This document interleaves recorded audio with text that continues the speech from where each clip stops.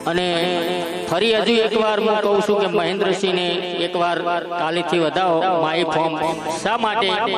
કે આવા દાતાઓ હમણાં ભાઈએ કહ્યું ને આવા દાતાઓ હશે તો આવું ચાલશે ને સરસ થતું રહેશે કાર્ય. ત્યારે